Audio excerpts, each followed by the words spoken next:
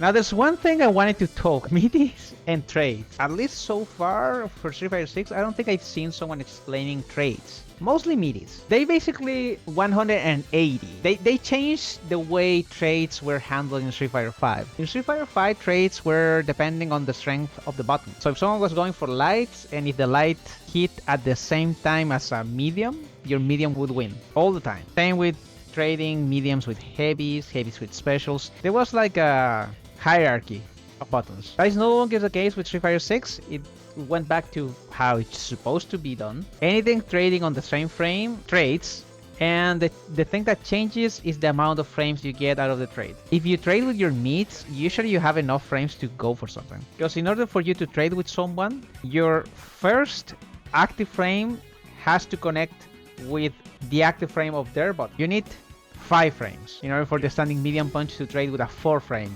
Because 5 plus 4 is equals 9, and the fastest button in this game is 4 frames. I don't think we have a plus 5. We need to artificially make a plus 5, because we don't have one. Although this could be a plus 5. Here we go. And that's how you trade in this game. You can create different trades for different situations. The most well-known trade in the game is by far, at least for Zangief, is the Kobayan reset. Because you go for the crouching light punch drive rush, which is plus 10. The headbutt is 14 frames. So you have 4 frames for your headbutt to start. You get that trade. Which is the best trade you can get, because that trade is plus 11. That means you can go for health stab, standing light kick, crouching medium punch. There we go. I was dry rushing. And there you have a plus 7. Usually if you trade with your mediums with Zangief, you're gonna be in a plus 7 scenario, plus 8 scenario. Your heavies, well, they don't give you much because you have standing heavy kick, which is not necessarily the best button for trading, and you have headbutt. You need 10 frames. For crouching medium punch to trade with a 4 framer, you need a 4 framer. You need to be plus 4. Can you be plus 4 in this game? Yeah, with standing light punch. You're gonna be plus 6. And, well, at this point, there's nothing you can do. Again, it's not easy to get a plus 5, but should you get one, the reward's more or less similar to standing medium punch. Plus 8. So is trading a good idea with Zangief?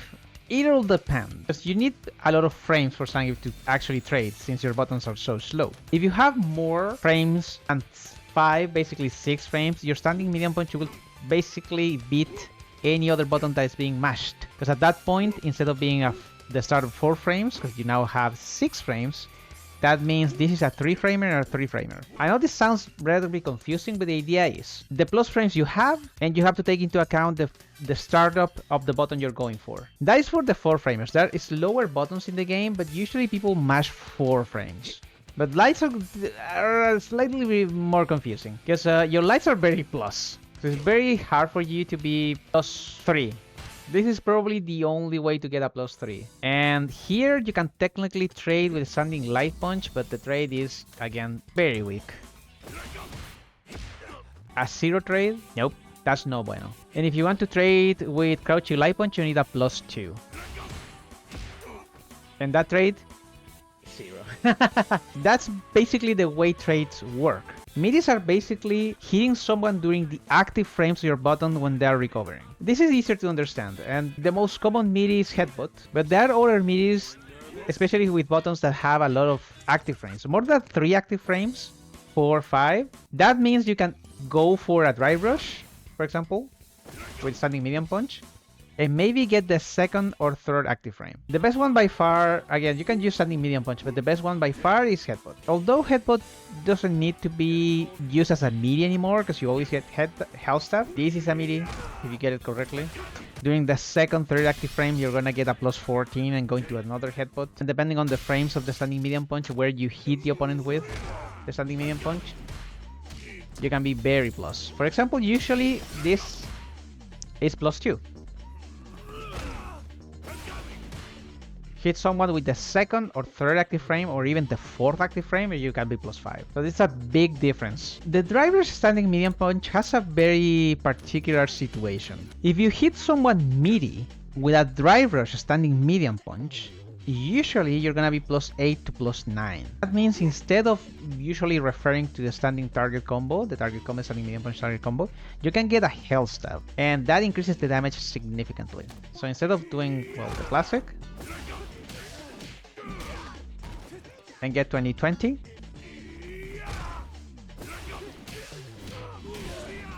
and that is way better. Standing medium punch is very interesting for that. Same with health stab. Sorry, same with headbutt. Those two, due to the active frames and the amount of recovery frames they have, usually give you way more stuff than other buttons. So my suggestion is always the same. If you want to meaty someone, go for a grab, standing medium punch, or headbutt. The other thing I wanted to... This is like a whole bunch of tech in just one video. But the other thing I wanted to mention is standing medium punch counter hit. Not necessarily standing medium punch counter hit by itself, driver's standing medium punch counter hit. This means this is +8. What is interesting about this +8 is that you can get the standing light kick at almost any range because the momentum of the drive rush standing medium punch is significant. It pushes Zangief forwards. So if you do something like this, if you get used to getting the health stab, you can do a bunch of damage. The same thing applies to the driver's meaty standing medium punch. This doesn't seem much until you start adding super level 2, super level 3. You can also do it with standing light kick. Just be careful, because sometimes if they're crouching, the standing medium punch does not make them stand, doesn't force standing. So standing light kick will basically go into OD lariat, and sometimes you only hit the second hit. Therefore, health stab is the best option. However, the secret button here is crouching medium punch, because this is +8. So there are ranges where, well, health stab doesn't work. Crouching medium punch does. So that means in almost every range you can go for the standing medium punch in order to combo, you can get crouching medium punch. And that is bueno. Because if you get used to getting the label, the counter hit label, into the crouching medium punch, you can react with super level 2. And now this is significant damage. 4k for just 3 hits. If you really want to close the round, you can perfectly go for this.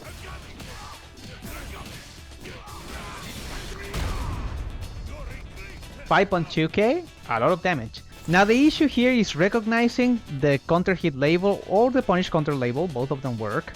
And how do you get it? Out of where?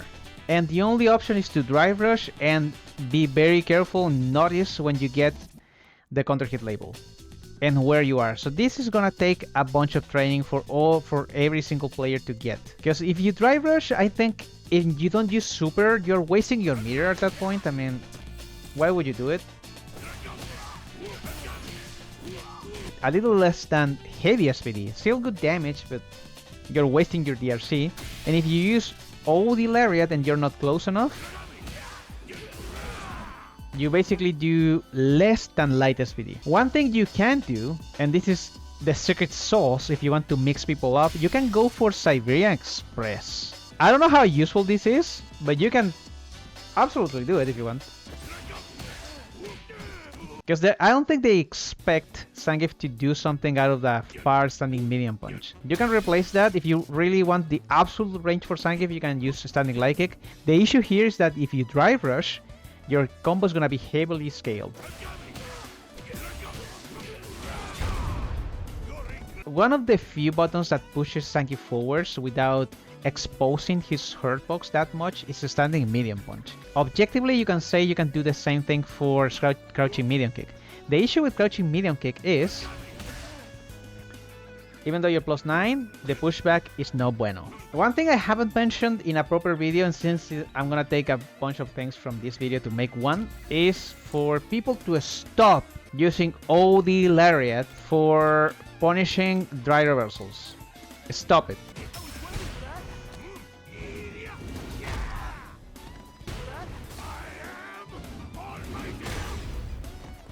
You're basically doing like 100 and something points more for 2 meters of drive. It's not worth it. Unless you're going to end the round, it's just not worth it. Heavy SPD has more range here than in any Street Fighter. Well, maybe Street Fighter 2, debatable. That one, the heavy SPD there is also pretty nuts. But at least in the previous Street Fighter 4, Street Fighter 5. You're still in range for heavy SPD. You're still in range. Did you see that? I think this is the maximum range of heavy SPD. Which is insane. Compared to other games, that is a lot of range. The tap parry increases the range significantly. This is a YouTube video. Say hi, guys. Say hi to YouTube. You're gonna be in the video. Doro complaining about leverless. He's gonna be in the video. Jump in. Headbutt. Hell stab. Super level 2. Crouching medium punch. Whiffing. Hell stab. OD lariat. Super level 1? Wow, what was that combo?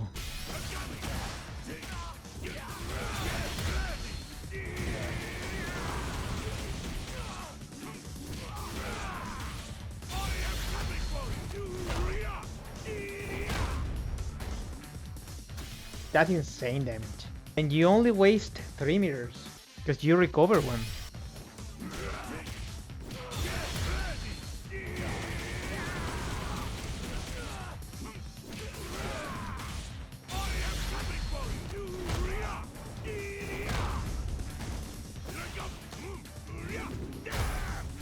Interesting, very interesting. You can get medium SPD. So the entire sequence could be...